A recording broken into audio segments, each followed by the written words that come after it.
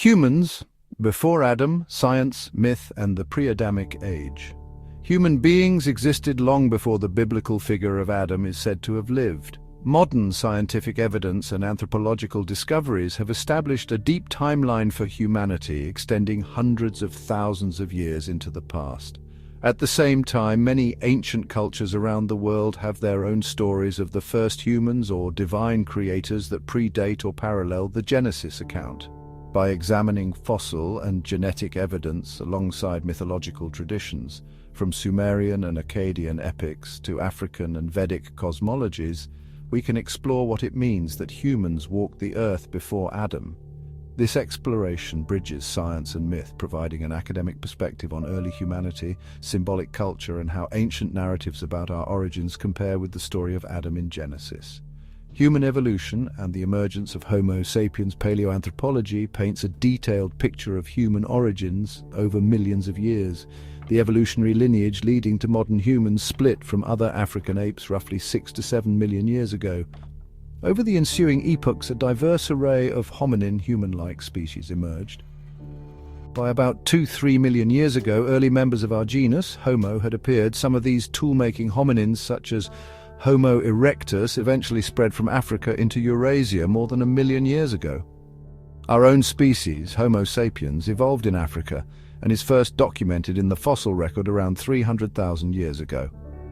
Fossils of early anatomically modern humans from sites like Jebel Irhoud in Morocco, approximately 315,000 years old, and Omo Kibish in Ethiopia, approximately 200,000 years, show that by that time our species was present across Africa.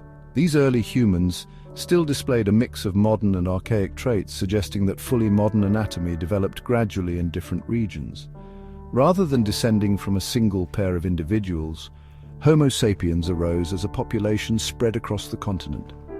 By about 100,000 years ago, some groups of Homo sapiens began moving beyond Africa. The major out-of-Africa dispersal around 60,000–70,000 years ago saw modern humans expanding through Asia, Australia, and Europe. By 40,000 years ago, our species had spread to many parts of Eurasia, where they encountered other hominins. Eventually, by at least 15,000 years ago, humans had even reached the Americas. In essence, long before the era often associated with the biblical Adam, perhaps approximately 6,000 years ago, modern humans had already populated most of the Old World and developed diverse cultures. Crucially, these early humans coexisted and interacted with other now extinct human lineages. In Eurasia, Homo sapiens met the Neanderthals, Homo neanderthalensis, who had evolved in Europe and Western Asia, and the Denisovans, a mysterious hominin group in Asia.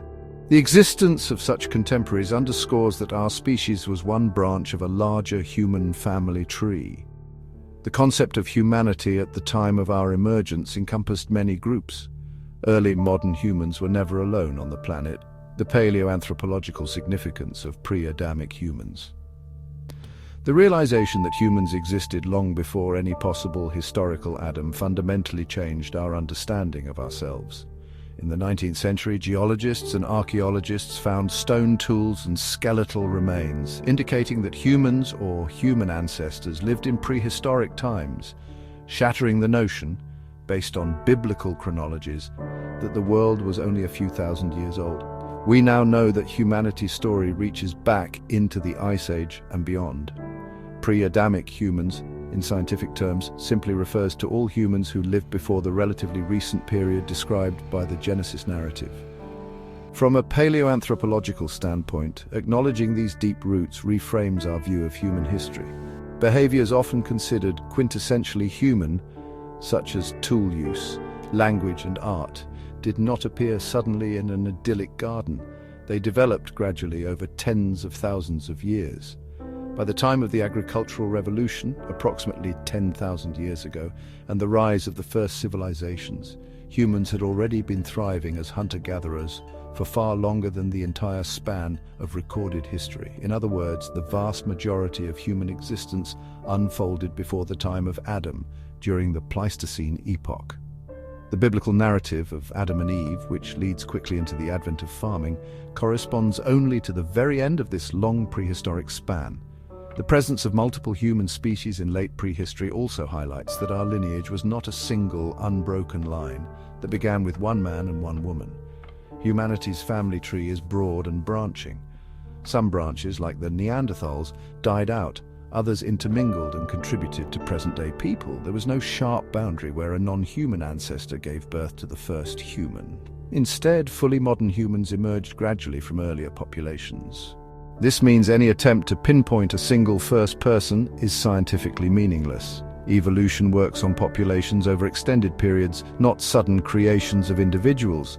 In effect, the origins of humanity were a lengthy, diffuse process rather than a singular moment in time. The dawn of symbolic thought and culture. One hallmark of being human is symbolic thought, the capacity for abstract language, art, ritual, and imaginative culture. Archaeological evidence shows that this capacity was developing well before the time frame of Adam and long before recorded history. Early Homo sapiens, and even some of our close relatives, displayed behaviors that suggest symbolic or spiritual thinking tens of thousands of years ago. Burial of the dead, for example, is often interpreted as evidence of ritual or belief regarding death. Some of the oldest known intentional burials are attributed to modern humans at sites like Kafza Cave in Israel about 100,000 years ago, where bodies were interred with red ochre pigment and simple grave goods. Such practices imply that early humans were already assigning symbolic meaning to death or engaging in ritual acts long before any biblical era. Art and decoration provide another window into early cognition. In Africa, pieces of ochre engraved with abstract designs have been found in layers older than 70,000 years, for instance at Blombos Cave in South Africa. One small stone flake from Blombos Cave bears a deliberate cross-hatched red ochre drawing dating to about 73,000 years ago, often cited as the world's oldest known drawing. By around 40,000 years ago, vivid cave paintings and figurative art appear across Europe and Asia. The famous murals in sites like Chauvet Cave, France, and in Indonesia's Sulawesi caves are examples of this flourishing Ice Age creativity produced long before the dawn of civilization. Early humans also crafted personal ornaments, beads and pendants made from shells, teeth, and ostrich eggshell, some dating to 100,000 years ago, suggest that people were expressing individual or group identity through adornment. All these discoveries confirm that the cognitive leap to symbolism and culture took place in humanity's deep past, not within the last few millennia. Advances in toolmaking further illustrate this gradual cultural evolution. Our ancestors of 100,000 years ago were making more refined tools than those of 300,000 years ago, and by 50,000 years ago, humans in various regions had developed innovative technologies, such as projectile weapons, musical instruments like bone flutes, and tailored clothing using bone needles. This slow accumulation of knowledge and creativity shows there was no single spark of civilization that set one pair of humans apart. Instead, human culture evolved over many generations. By the time the first cities and writing systems appear, only around 5,000 years ago, humans had a rich legacy of symbolic thought stretching back tens of thousands of years. First humans in ancient mythologies. Long before modern science explained humanity's antiquity, ancient cultures sought to account for human origins through myth. Many of these non-Abrahamic traditions envision first humans or creators in stories that often predate or parallel the Genesis narrative. Examining a few of these traditions, from Mesopotamia to Africa to South Asia, reveals both unique perspectives and recurring themes in how early civilizations imagined the first humans. Mesopotamian accounts. Some of the oldest written creation tales come from ancient Mesopotamia, Sumer, Babylon, and Assyria in the Near East. A Sumerian myth describes how the gods formed humans out of clay to serve them. In the Akkadian epic of Atrahasis, around 1700 BCE, the gods grow tired of labor and fashion humans as workers by mixing clay with the blood of a slain god. Similarly, in one Babylonian creation epic, the chief god Marduk directs that mankind be made from the blood of a defeated deity. The Epic of Gilgamesh, meanwhile, has the goddess Aruru create a man, Enkidu, out of clay to be a companion to Gilgamesh. These Mesopotamian accounts, recorded long before the Hebrew Bible, contain striking parallels to the Genesis idea of humans being made from earth by a divine hand. However, in the Mesopotamian stories, humans are typically created to toil for the gods, a different emphasis than Genesis's idea of humans as divinely appointed stewards of creation. African traditions. Across Africa, diverse peoples have their own origin myths, and a common theme in many of them is the formation of the first humans from earthly materials by a deity. For example, the Yoruba people of West Africa teach that the god Obatala molded the first human figures from clay, which were then brought to life by the supreme sky deity's breath. Many other African groups echo this notion of humans emerging from clay, mud, or the earth at the behest of a creator.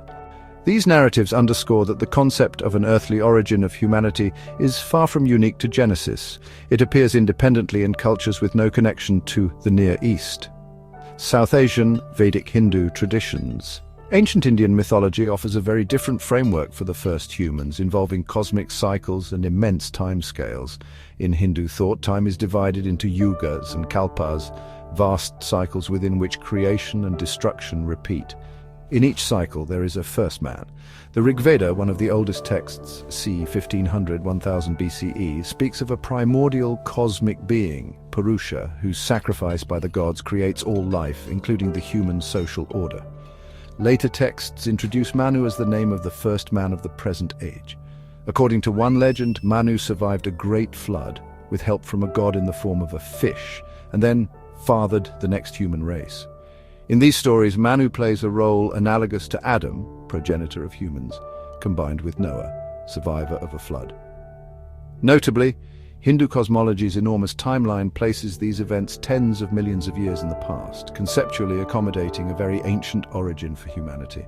While these myths are not literal history, they show that ancient Indian thinkers imagined human origins in deep time and cyclical ages, quite unlike the linear one-off creation in Genesis. Ancient myths from other parts of the world likewise feature first people or creators outside the Abrahamic framework. In Egyptian mythology, the ram-headed god Khnum was said to form humans on a potter's wheel from clay. Greek mythology tells of Prometheus molding the first man from clay and Athena breathing life into him. The recurrence of the clay creation motif from the Near East to Africa, Europe, and Asia suggests a common intuition in early societies that humans were fashioned from the same earth they walk upon. These mythologies are not literal history, but they represent humanity's early imaginative attempts to explain our presence in the world. They also highlight that the Genesis story of Adam and Eve was one narrative in a much broader tapestry of creation stories that humans have told for millennia.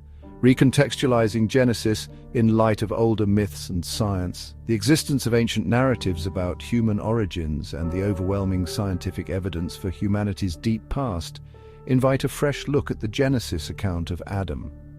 Rather than reading Genesis as a standalone literal historical report, it can be understood as a theological and symbolic story that emerged in a particular cultural context. Many elements in the Genesis creation narrative reflect motifs found in earlier Mesopotamian literature.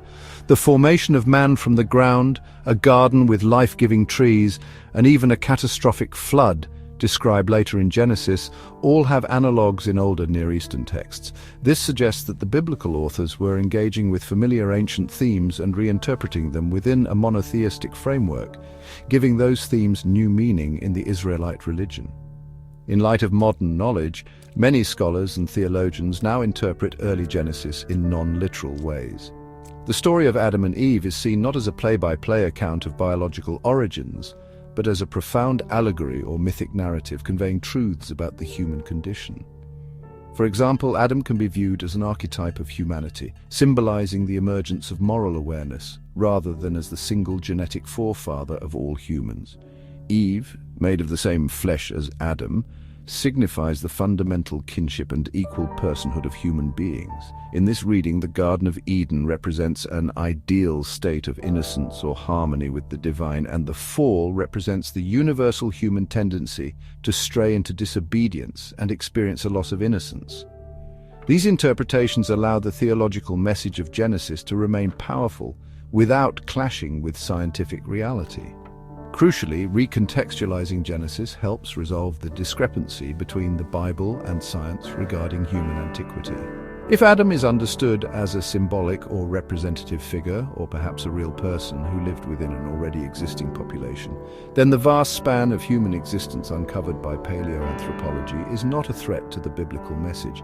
The Genesis narrative can be appreciated as a product of its time, one creation story among many, imbued with unique theological insights, rather than a literal timestamp for the dawn of humanity. In other words, the Bible and the fossil record can be seen as describing different aspects of truth, the former addressing spiritual and moral truths through story, and the latter detailing the physical and biological development of our species. When read in this way, Genesis complements rather than contradicts the evidence of humans before Adam. Genetics and the legacy of ancient ancestors. Some of the clearest evidence that humanity greatly predates any biblical chronology comes from genetic research. DNA comparisons from people around the world have helped reconstruct our species' history, and they corroborate the broad outline inferred from fossils. Genetic data firmly place our origins in Africa well over 100,000 years ago and reveal interconnections with other hominin populations that once shared the earth with us. One groundbreaking discovery is that all non-African humans today carry a small percentage of Neanderthal DNA in their genomes. This is a legacy of interbreeding between Homo sapiens and Neanderthals roughly 50,000, 60,000 years ago, after modern humans left Africa and encountered Neanderthals in Eurasia. Similarly, people in Melanesia and parts of South Asia have genetic markers derived from Denisovans, indicating that our ancestors met and mixed with that archaic human group in Asia.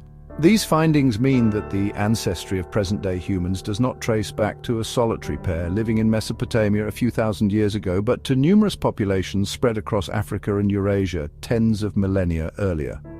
Our genetic heritage is global and deeply ancient. Genetics has also uncovered ghost ancestors in our lineage. Certain African populations today possess DNA segments that are very ancient and do not match sequences from any known hominin like Neanderthals or Denisovans.